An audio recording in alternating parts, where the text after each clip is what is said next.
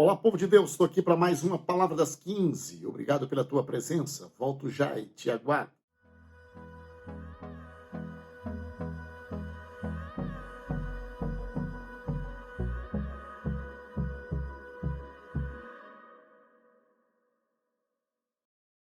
Palavra das 15 já está no ar.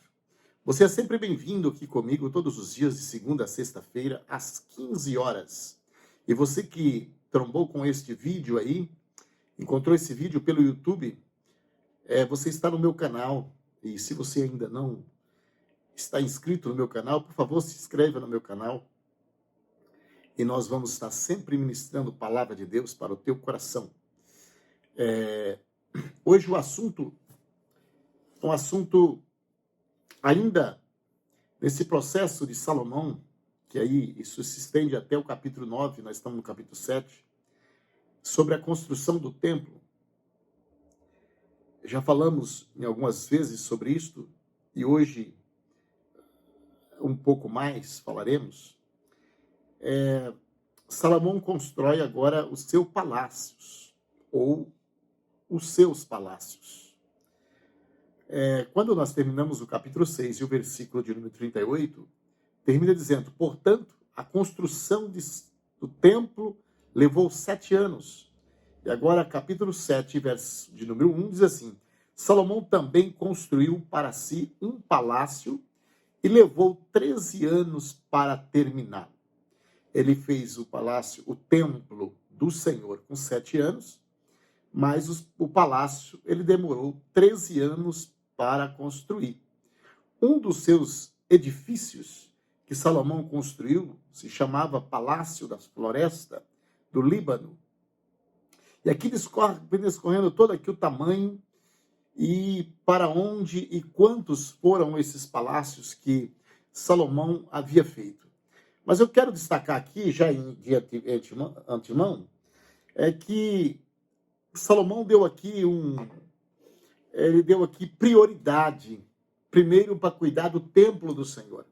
Primeiro Salomão cuidou do palácio, ou seja, do templo de Deus, do qual ele trabalhou durante 7 anos, no seu 11º ano de reino, ele terminou o palácio, ou seja, o templo de Deus.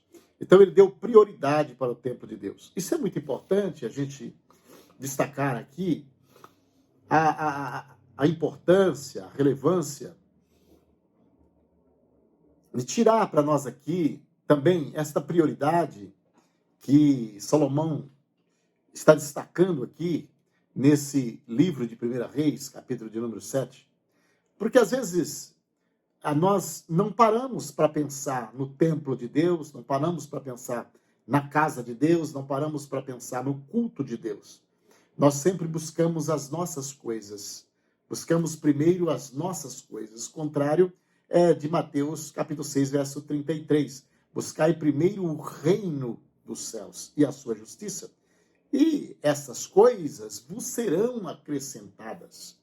Então, Deus, ele cuida dos seus filhos. E aí ele vem falando sobre não seja ansioso, o que há de vestir, o que há de comer, onde vai morar.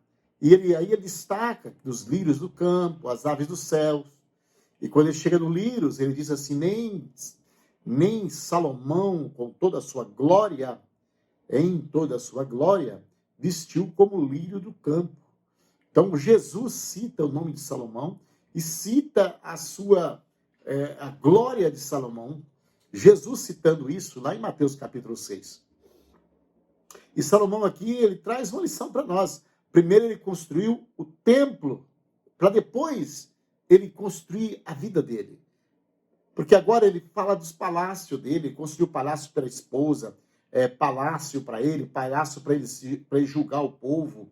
Então aqui vem discorrendo todo aqui esse capítulo 7, falando sobre essa construção que Salomão tem feito. Então aqui o primeiro ponto da minha palavra, das 15 na tarde desse dia, vamos aprender com Salomão, vamos pensar nas coisas de Deus primeiro. Vamos buscar primeiro as coisas do Senhor e acreditar que as outras coisas Deus providenciará para nossas vidas. Faremos isso com fé e saberemos, teremos certeza disso, se fazermos com fé, e iremos concluir e chegar nesta maravilha que Deus tem nos feito através deste ensinamento aqui de Salomão. Agora a partir do verso 13, nesse capítulo de número 7, nós deparamos aqui com os utensílios do templo. Agora ele volta a falar do templo novamente. Até o versículo 12 ele estava falando exatamente tudo sobre o palácio que ele construiu para ele. Agora ele volta a citar o templo, dentro do templo. E o que aconteceu no templo? O rei Salomão mandou que viesse de Tiro um homem chamado Irão, tendo em vista que não é o rei de Tiro. Irão é um artesão, é aquele que trabalhava com pedras esculpidas. E o verso 14 é assim, ó. Ele era israelita por parte da sua mãe, uma viúva da tribo de Naftali. E seu pai, originário de Tiro, havia sido artifício de bronze. Irão era extremamente hábil e talentoso em qualquer obra em bronze e veio realizar todo o trabalho de metais para o rei Salomão. Irão fundiu também 2 colunas de bronze. Mas eu quero parar aqui no versículo 14 para falar desta habilidade, um pouco desta habilidade desse artifício ou desse artesão por nome de Irão. Irão, ele era sábio nisto. Ele tinha uma habilidade em trabalhar nisso.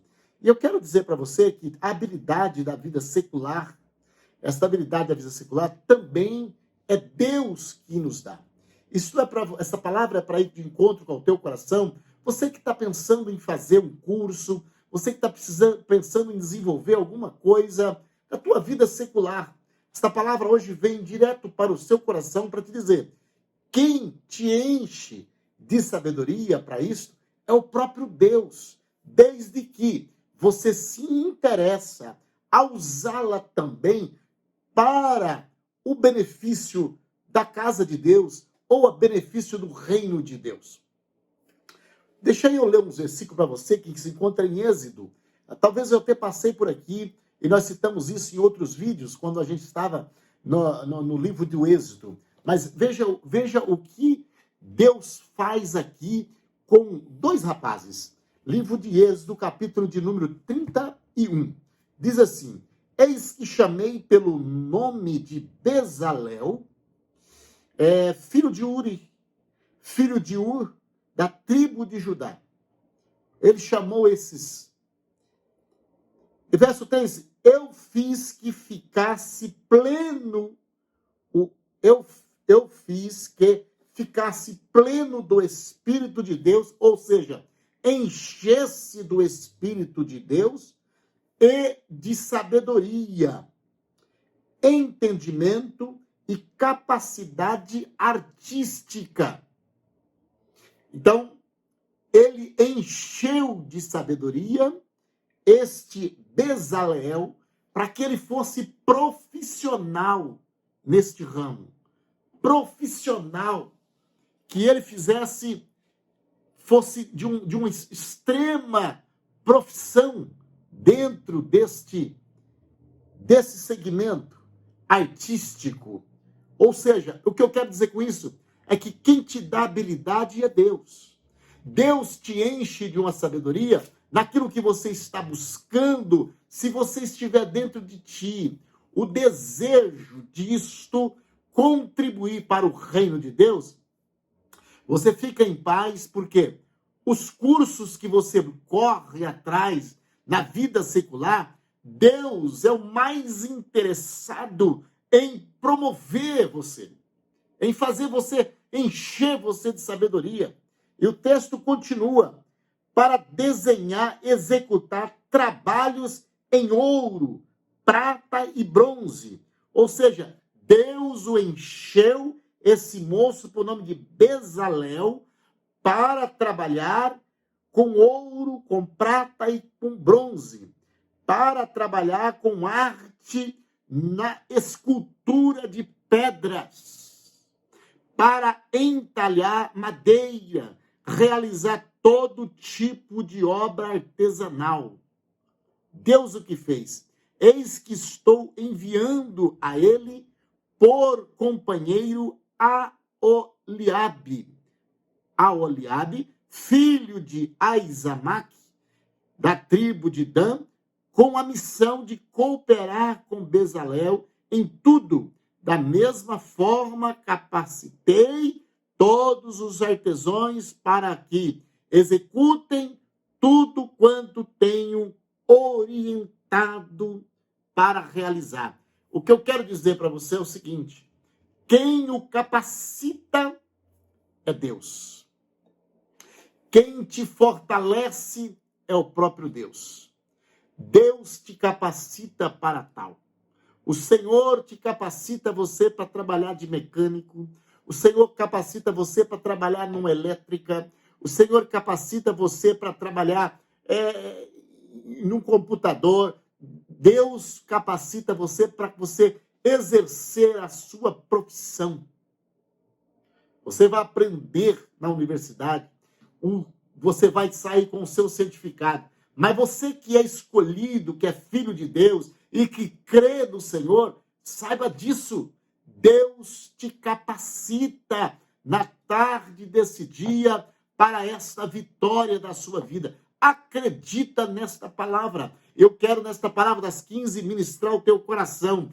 Olha, habilidade aí. Habilidade. Que o Espírito de Deus te encha de sabedoria e você vai conseguir realizar o que você quer realizar. Só que não esquece do pormenores ou da condição, que não se esqueça nunca que é Deus quem fez isso com você. É Deus quem te proporcionou. É Deus quem te levantou. É Deus quem te deu sabedoria.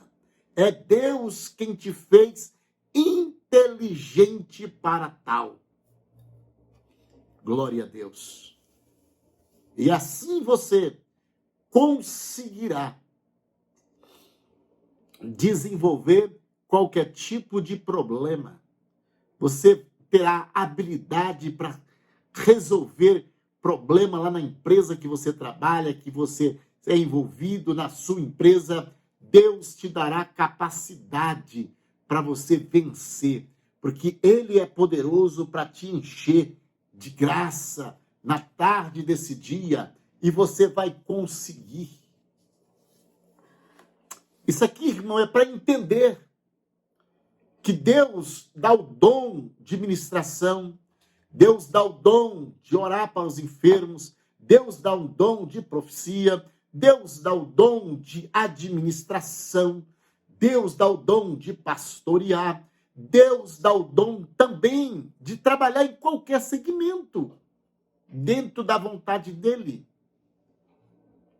Não é só dons espirituais que Deus dá, não. Deus dá dom, Deus dá sabedoria. O texto é bem claro. Encherei Bezalel para executar trabalho de artifício.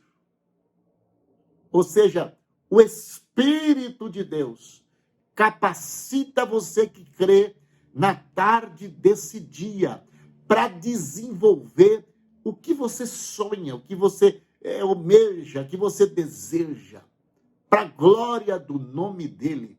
Recebe esta palavra em nome de Jesus Cristo, que vive para todos sempre. Vamos para a segunda parte do texto. Vamos para a segunda parte. Então trouxe lá o homem, era o israelita, por parte da mãe, era um artesão, e havia sido artifício em bronze. Irão era extremamente hábil e talentoso em qualquer obra de bronze, ou seja, ele dominava. E sabe o que ele fez no templo? Ele fez também, olha, 2 colunas de bronze. 2 colunas de bronze no templo. 2 colunas de bronze. Fez 2 colunas de bronze no templo. E essas 2 colunas de bronze que ele fez é de 8 metros de altura e 5 metros de circunferência. E é interessante que nessas colunas ele coloca nome nelas. Colocou nome nas colunas. Ora, Irão colocou as colunas na entrada do templo, uma à direita e outra à esquerda. A que estava à direita deu o nome de Jaquim, e a outra, à esquerda, deu o nome de Boaz. É interessante que a palavra Joaquim significa estabelecer. E a palavra Boaz significa nele a força. Estabelecer e nele a força. Então, uma coluna chamava estabelecer. A outra coluna, nele a força. Nenhuma coluna chamava Jaquim e a outra chamava Boaz. Boaz, nele a força. Jaquim, estabelecer. Interessante que isso aqui é símbolo da construção do templo, e hoje a Bíblia diz que nós somos o templo de Deus. Nós somos o templo de Deus. Nós somos o templo de Deus. Quando ele fala em estabelecer, que é o significado do nome de Jaquim, e o nome nele a força, que é Boaz, ele está também fazendo uma conexão com o próprio Deus. Diz que estabeleceria o trono de Davi e jamais seria removido o trono de Davi. Aonde vem o termo raiz de Jessé, que é Jesus Cristo. E o trono de Jesus Cristo é inabalável. Então, Davi, como bisneto de Boaz, ele é a força. E Jesus, filho de Davi, no simbolismo, por nação, pelos pais, ou todos os segmentos de Judá, aparece aqui, então, estabelecido, e aparece aqui, então, com ele a força. Mas tudo isso aqui é um símbolo lá do templo do Antigo Testamento, o templo de Salomão. Aí vem para nossas vidas de hoje, o texto sagrado diz que nós somos o templo do Espírito Santo. O templo do Espírito Santo. Qual que é a nossa força? É o próprio Deus, Espírito Santo. Qual que é o nosso alicerce, a nossa coluna? A nossa coluna é Jesus Cristo. Jesus Cristo é o que não deixa que nós viemos nos abalar. Jesus Cristo é o que nos guarda. Jesus Cristo é o que nos protege para nós permanecermos sempre firmes. Como o salmista diz, aquele que confia no Senhor são como um monte de Sião que não se abala, mas permanece para sempre. Agora nós temos uma responsabilidade em permanecer. Logo permanecemos, por quê? Porque nós estamos com a nossa casa alicerçada na rocha, que é Cristo. Então não vamos nos abalar, não vamos nos deslizar. Nós vamos permanecer firme, constante, abundante para todo sempre. Porque a obra de Deus, ela conhece o nosso empenho, o nosso desejo. E Deus tem nos guardado e nos protegido em tudo. Mas terminando o texto aqui em Apocalipse, capítulo 3, quando fala da igreja de Filadélfia, tem uma coisa interessante aqui. Lembra que eu disse que Irão, que é o arquitetônico lá, o arquiteto, o artesão das colunas na frente do templo de Salomão, ele faz 2 colunas e coloca 2 nomes lá, Jaquim e Boaz, e esses nomes têm significado. Estabelecimento, e ele é a força. E aí Jesus fala aqui à igreja de Filadélfia, dessa forma, ó, farei do vencedor uma coluna no templo do meu Deus, de onde jamais estabelecer, jamais sairá. Glória a Deus. Isto, pastor, para quem? Para quem vencer. Para quem vencer. Escreverei nela. Agora não é o nome de Jaquim, e quer dizer estabelecer. Ele escreve nela o nome do meu Deus, disse Jesus. Escreverei nela o nome do meu Deus. Logo, não sairá estabelecimento. Ele é a força. Deus, ele é a força. E ele continua, vou escrever nela também, nessa coluna, o nome da cidade do meu Deus. É a pessoa, é aquele que vencer. Quem vencer, ó, farei do vencedor uma coluna. O vencedor é uma coluna. Lá, nunca mais, a coluna do templo de Deus, onde jamais sairá. E escreverei nele o nome do meu Deus. Escreverei nele o nome da cidade do meu Deus, a nova Jerusalém que desce do céu, da parte de Deus. E escreverei nele também o meu novo nome. Glória a Deus.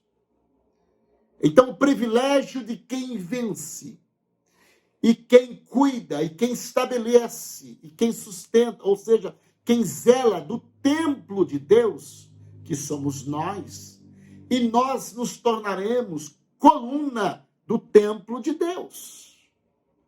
E esta coluna, com o nome de Deus, o nome da Jerusalém celestial, da parte de Deus vindo dos céus, e o nome e o novo nome de Jesus, para o vencedor. E eu quero nesta tarde, palavras 15, te dizer, você é vencedor para a glória de Deus, você é vencedor para a glória de Deus. Você vai conseguir construir o seu palácio também. Você vai conseguir realizar na sua vida também. Você vai conseguir adquirir sabedoria também. Você também vai ser cheio do Espírito Santo para saber desenvolver aquilo que você quer realizar na tarde deste dia. Todo esse trabalho terreno aqui, Deus tem cuidado de todos nós. E quando nós vencermos, então receberemos o nome de Deus. Seremos coluna do templo de Deus, receberemos o nome de Deus, receberemos o nome da Jerusalém celestial, receberemos o novo nome de Jesus sobre nossas vidas. Mas, primeiro lugar, faremos como Salomão fez. Primeiro lugar, a casa de Deus. Primeiro lugar, o templo de Deus. Concluir o templo de Deus. Aí eu olho para a minha vida. Primeiro lugar, buscar em primeiro lugar as coisas que são de cima. Buscar em primeiro lugar o reino de Deus e as suas justiças. E essas coisas todas serão acrescentadas, porque Ele é fiel conosco. Que Deus te abençoe. Palavras 15. Que Deus continue te fortalecendo. Olha, esse sonho que talvez você está pedindo hoje, para o Senhor te dar graça, para você vencer, te dar graça para você conseguir desenvolver aquilo que você tem vontade e não consegue. Deus te enche na tarde desse dia e você vai conseguir fazer o que você nunca conseguiu fazer. Deus ensina nós até tocar instrumento, se a nossa intenção é para agradar a Deus. Que Deus te abençoe, te guarde, te protege. Que vá bem na tua casa, no seu lar, no seu casamento, na sua vida física, na sua vida mental, financeira, espiritual, ministerial. Seja a paz do Senhor sobre toda a sua vida. Querido Deus e bondoso Pai, no nome de Jesus Cristo, eu quero te louvar e te agradecer por tudo quanto o Senhor tem feito. Abençoa teus filhos que estão nos acompanhando, meu Pai. Seja o teu nome adorado, glorificado na vida deles, em tudo quanto eles pôr as mãos para fazer. Em nome de Jesus Cristo. Amém.